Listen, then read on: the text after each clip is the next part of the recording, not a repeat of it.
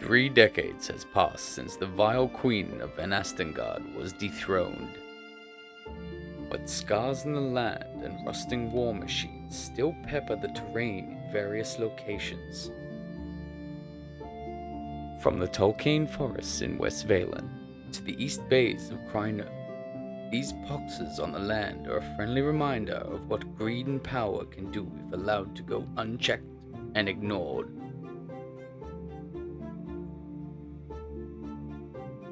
The Great Severance was a time of fear and depression. As the anxiety of war slowly left the people of Latira, a new problem began to surface. The apprentice mages of the land found their connection to the Wee severed, and even their teachers, whom had shown amazing control over the arts, began to find their summonings more strenuous.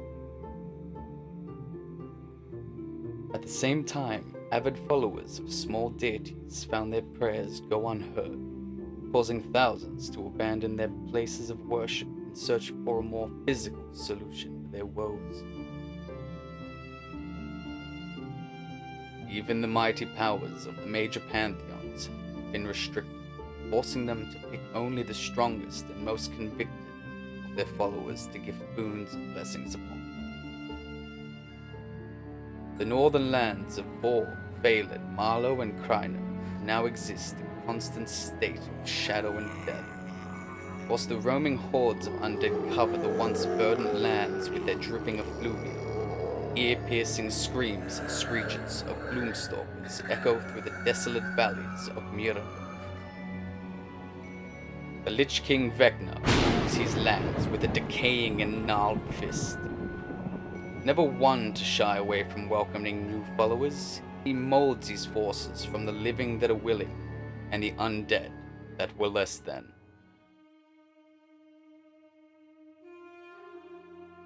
It was only 5 years ago a group of miners in search for an adamantine vein deep in the northeast mountains of Shafthurgen heard what they described as a chanting cult trying to awaken a mountain titan.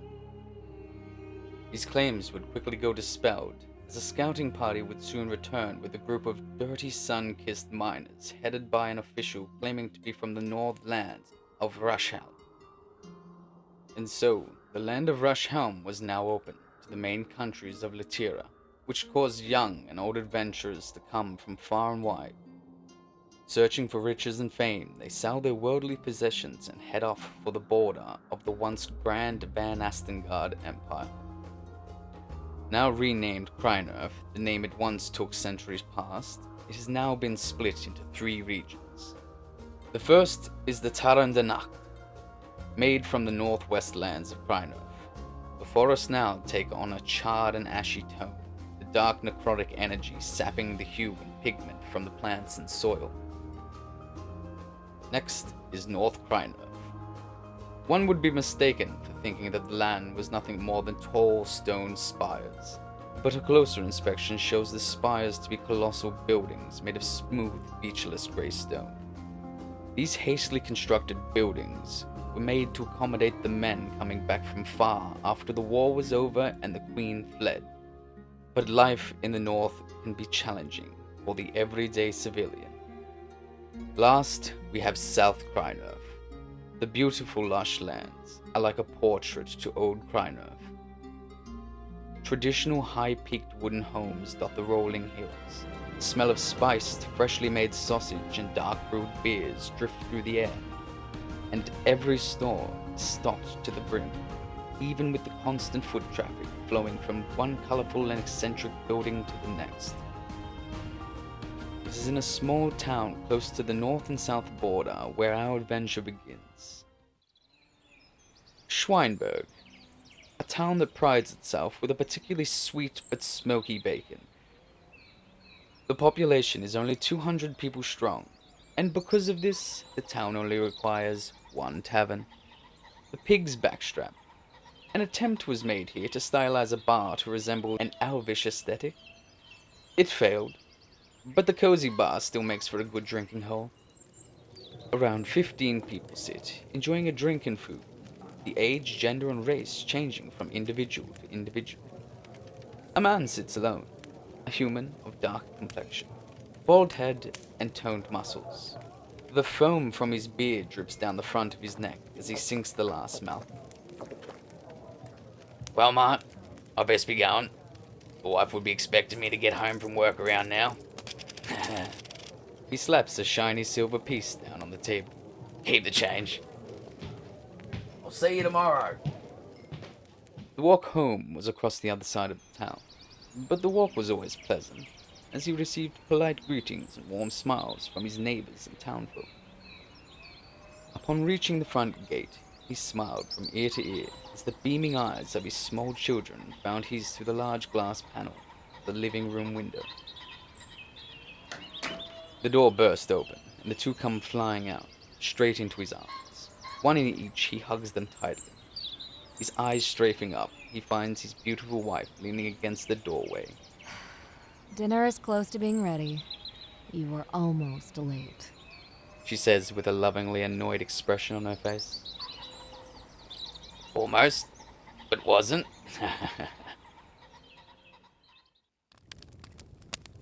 Sitting around the family table, they feast upon a large roast chicken and vegetables, the aroma enough to bring the hungry neighbors knocking. After eating, they sit in the living room, exchanging laughs and drinks before the family makes their departure. The large man then turns to his wife. If you don't mind, I'm gonna go out to the workshop for a few hours. Of course, dear.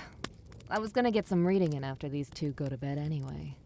She points to the two children currently fighting over the last piece of apple strudel.